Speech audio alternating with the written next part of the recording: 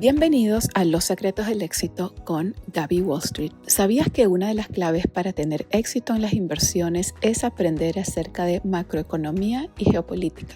Así es, especialmente cuando invertimos en la bolsa, debemos aprender a hacer un análisis macroeconómico y geopolítico para de verdad entender cuáles son las oportunidades del momento. La macroeconomía se basa en los datos económicos. Tenemos que desglosar cada semana cuáles son esos datos que más van a impactar a los movimientos del mercado y por ende a nuestros portafolios. Y la geopolítica se trata de todo lo que pasa a nivel internacional con los diferentes gobiernos, los acuerdos entre diferentes países y las diferentes empresas que cotizan en la bolsa y cómo eso nos puede dar oportunidades de inversión. Son temas fascinantes, súper interesantes y de mis favoritos. Así que acompáñame a analizar el contexto actual desde una perspectiva macroeconómica y geopolítica. Comencemos.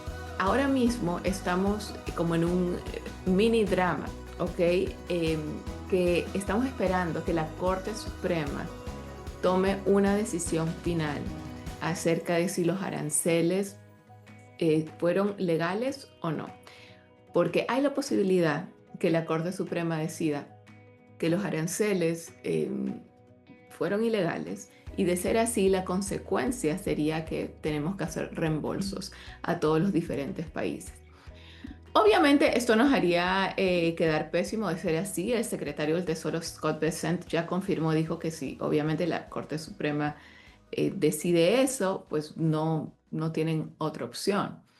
¿No? Uno puede intentar pelear, apelar, lo que quieras, pero si al final la Corte Suprema, que es la mayor corte, la más importante, da esa decisión final, entonces todo este capital que recaudamos, que han sido billones de dólares en aranceles, se tendrían que devolver. Y no quiero empezar a decirles todo lo que eso causaría. Digamos que no sería para nada buenas noticias, ni para el país, ni para los mercados. Causaría demasiada incertidumbre, demasiada volatilidad, demasiada desconfianza. Y esperemos que no sea así, ¿no? Porque hemos hecho cierto progreso y no queremos retroceder. Eso es uno de los temas como principales que están pasando ahora mismo. En el contexto internacional están pasando cosas muy, pero muy fuertes también, como en Japón. Estamos viendo al primer ministro que ha renunciado hace apenas unas horas. Estamos viendo diferentes problemas en Europa, Reino Unido, Francia, y son lugares claves con los que estamos, de hecho, en negociaciones para aranceles, para diferentes acuerdos. Entonces, son economías importantes y cuando vemos demasiado drama en alguna parte del país con lo que nosotros estamos haciendo, negociando, ya sea por el tema de aranceles u otros temas, o buscando acuerdos comerciales, al final del día, recuerden que estamos en un contexto de globalización, que eso significa que todo está interconectado, todo lo que sucede está conectado y ya nada puede ser un caso aislado en el mundo donde vivimos, ¿ok? Especialmente en el mundo de la bolsa de valores, donde tenemos inversiones. Se puede invertir en la bolsa de valores Nueva York en todos los diferentes países, fondos internacionales, en empresas de diferentes países, todo a través del mismo vehículo de la bolsa. Entonces, todo esto es relevante para nuestras inversiones. Así que, como se dice en inglés, el wild card, o sea, la cosa loca que podría pasar es tema de aranceles. Hay que darle mucho seguimiento a eso. Y el segundo tema es el Departamento de Estadísticas, ¿ok? De Estados Unidos, que ahora mismo está bastante inestable. Y esto es porque votaron a la persona encargada por decir que estaba cometiendo muchos errores a propósito. Pero la realidad es que venimos mucho tiempo, demasiado tiempo, años, reportando cierta data, específicamente en el mercado laboral, en los empleos, ¿ok? Y luego haciendo revisiones. Y esto es un patrón que ya se está viendo por mucho tiempo, no es un patrón solo de este año, es un patrón que ya nos hemos dado cuenta.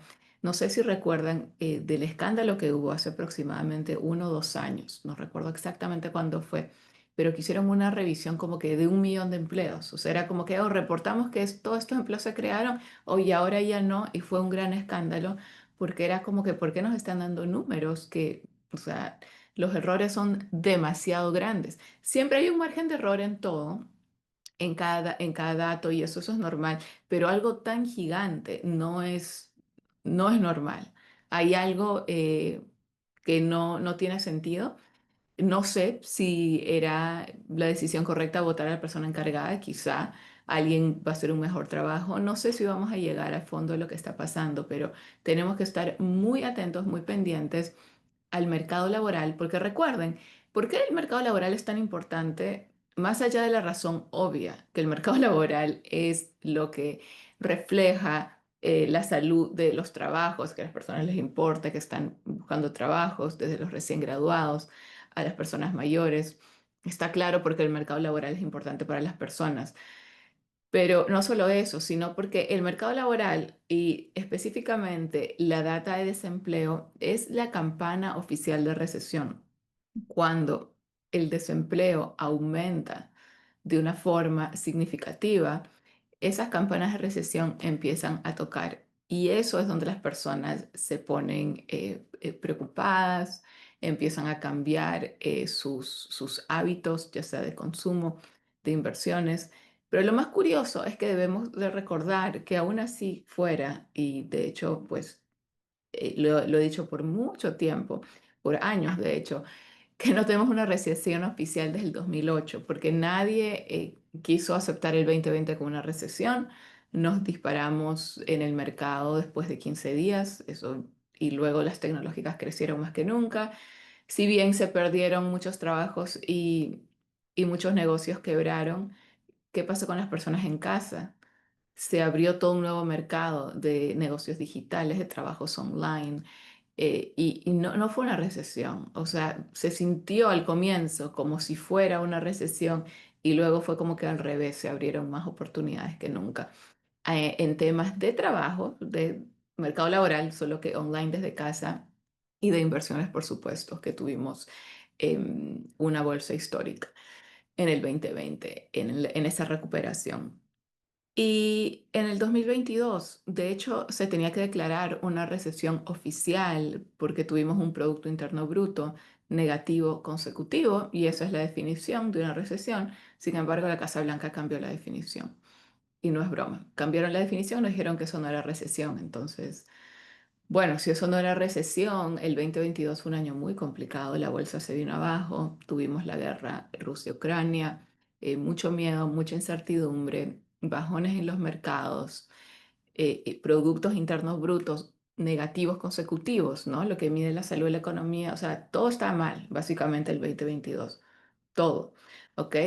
Igual no lo consideraron recesión. Entonces, bueno, creo que fue bastante claro que fue una recesión. Luego los bancos empezaron a colapsar, no sé si recuerdan eso. Esto fue después del 2022. Brevemente después pensábamos que ya habíamos salido de este año tan complicado que fue para la bolsa de economía el 2022. Y empieza el año y empiezan a colapsar bancos, y no solo los regionales o pequeños, sino los grandes como un Silicon Valley Bank. Entonces, han pasado cosas que uno dice, wow, cuando quebraron tantos negocios en el 2020, no se consideró recesión. Podemos entenderlo por qué. Porque se abrieron otros mercados y todo se disparó muy rápidamente. Pero en el 2022, cuando duramos todo el año en ese bajón, ¿ok? Y tuvimos tantos problemas, incertidumbre por la guerra internacional, que obviamente nos afectó porque nosotros siempre estamos ahí financiando eso. Y eso tampoco fue una recesión. Entonces, ¿qué es una recesión? Pues parece que se han puesto de acuerdo los líderes que para que sea considerada una recesión oficial tiene que ser como el 2008. Todo completamente colapsado, un desempleo completamente disparado. Parece ser que esa es la única definición o la única recesión que cuenta, porque desde el 2008 no tenemos una situación así. Así, de esa magnitud, no se puede comparar un 2020-2022. Digamos que eso no contó. Bueno, lo que tienen que saber las recesiones es que no es para temerlas, es para aprovecharlas. De hecho, son las mejores oportunidades que podemos tener porque podemos adquirir por centavos. lo que cuesta dólares, ¿no? Por así decirlo. Y las oportunidades se abren, mucha gente cae en el pánico, pero los que tienen cabeza fría y son inteligentes y se preparan y tienen la educación financiera pueden adquirir oportunidades que en ningún otro momento están disponibles. Ahora les voy a empezar a decir por qué. Y vamos ahora a ver la data económica, pero no sin antes enfatizar lo que está pasando en estos momentos, que es algo que yo lo vi venir, se los dije en muchas clases y lo vengo diciendo ya por mucho tiempo.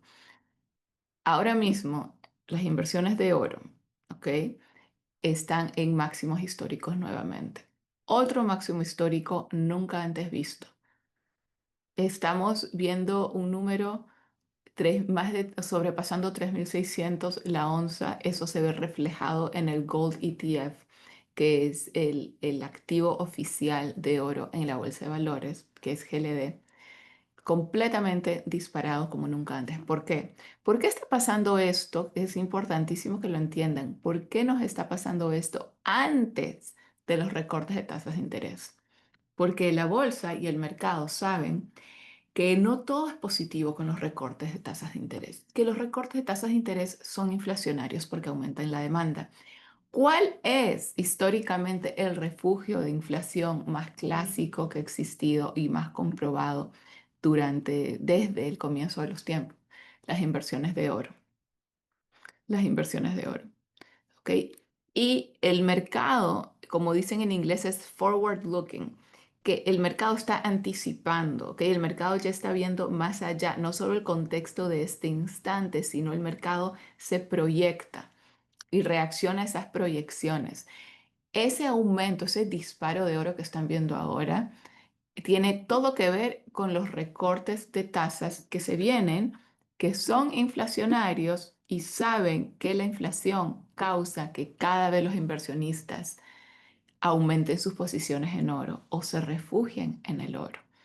Por mucho tiempo he dicho que estoy aumentando mis posiciones a oro, que sigo invirtiendo en oro, que ha sido uno de mis enfoques y quizá muchos lo han subestimado.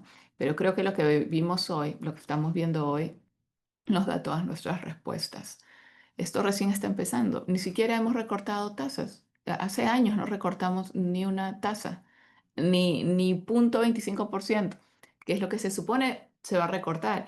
Pero ¿saben algo? Ya está sobre la mesa y tenemos que verificar el FedWatch Tool para ver las probabilidades exactas, pero ya está sobre la mesa que si esta data económica de esta semana de inflación, porque tenemos data de inflación esta semana, sale peor de lo esperado, van a ser como un recorte de emergencia el 17 de septiembre y aumentar esos 25 puntos básicos que básicamente ya están descontados y subirlos a lo que podría ser unos 50 puntos básicos.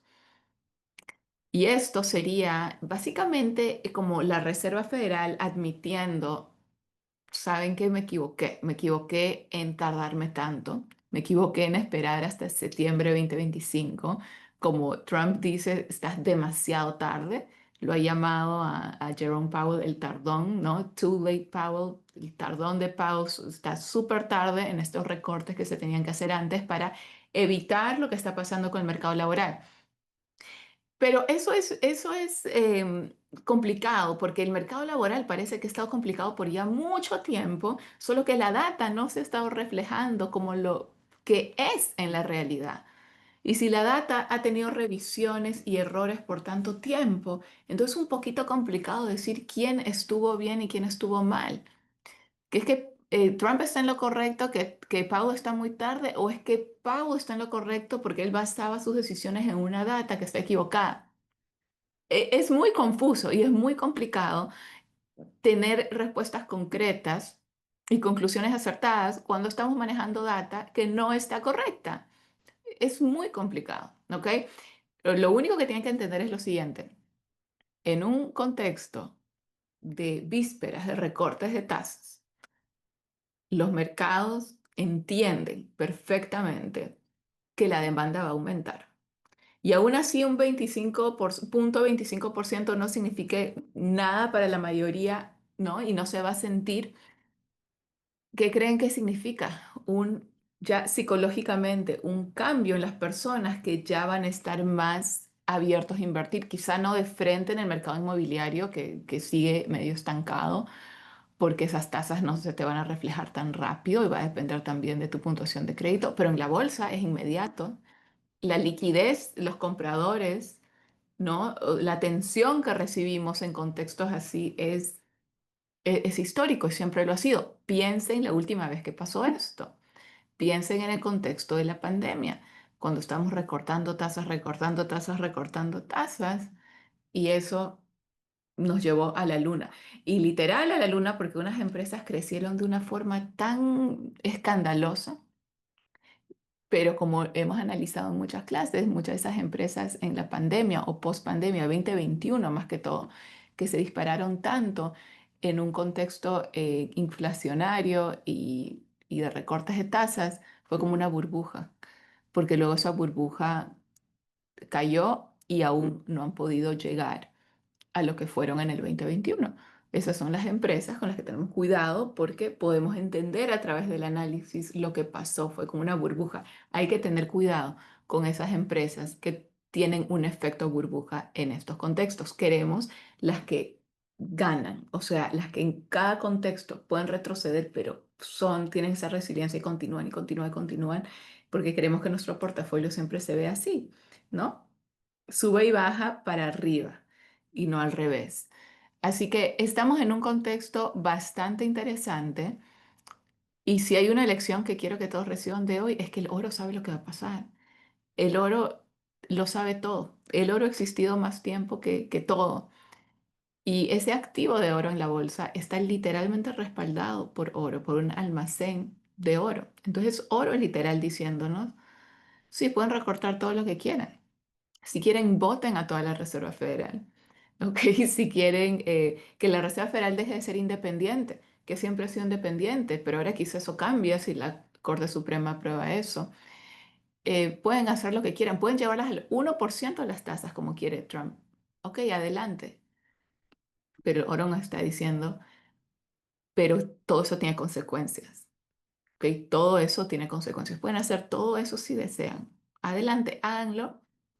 Pero el oro nos dice, yo sé que todos van a venir a mí y ya lo están haciendo. Por eso está aumentando el precio del oro tanto, porque las personas ya se están posicionando, ya no están esperando a que se recorte una tasa, ¿ok? Están tomando acción ahora. Así que la gran pregunta de la semana es, bueno, y de la próxima semana, nos falta poco, muy poco para ese gran día, es ¿cuántos puntos básicos se recortarán al final? ¿Los 25 que ya sabemos o se va a aumentar? La respuesta va a depender de la respuesta, va a depender de, de los resultados de la data de inflación esta semana, que es lo más importante que va a suceder. Así que vámonos a esos resultados para ver cuáles son las proyecciones para ellos, porque pienso que van a ser los resultados más importantes de todo el año, porque va a definir la nueva era. ¿Cómo comienza la nueva era? Si recuerdan, la última vez que recortamos tasas, que fue hace poco, hace un par de años, aproximadamente, 20, bueno, no me acuerdo exactamente, pero fue en el 2024, cuando se supone que íbamos a empezar el ciclo de recortes de tasas nuevamente, antes que Trump sea presidente. Se recortaron 50 puntos básicos y eso se creó una alerta, una alarma muy, pero muy grande. ¿Por qué? Porque eso nos dijo, algo está mal. O sea, no hay ninguna razón por la cual deberíamos empezar un ciclo de recorte de tasas con 50 puntos básicos. Con 50 puntos básicos, eso solo ha pasado en un contexto de recesión, un contexto como que urgente, de emergencia, ¿no? Tenemos que ir paso por paso, paso por paso. Se supone que este ciclo, esta temporada, demore un buen tiempo, por lo menos un año. Entonces, tenemos tiempo, tenemos reuniones de la Reserva Federal casi todos los meses. Entonces, no hay razón para estar todos agresivos y empezar con 50 puntos básicos si no lo necesitamos, Si las cosas no están mal, no lo necesitamos. Pero cuando empezamos con eso, ahí dijimos, wow, hay algo que no nos están diciendo o hay algo que no tiene sentido si tenemos un mercado laboral fuerte, una economía fuerte, ¿por qué vamos a empezar con 50 puntos básicos? Eso solo sucede en casos de emergencia y recesión. Así que va a ser definitivo lo que suceda la próxima semana, pero vamos a ya tener más claridad si eso cambia o se mantiene como lo pensamos esta misma semana por los datos económicos. Si te gustó este episodio, no olvides en compartirlo, en suscribirte y seguirme en todas mis redes sociales para mantenerte al tanto y aprender sobre la bolsa de valores, inversiones, finanzas y muchos más secretos del éxito. Nos vemos en un siguiente episodio.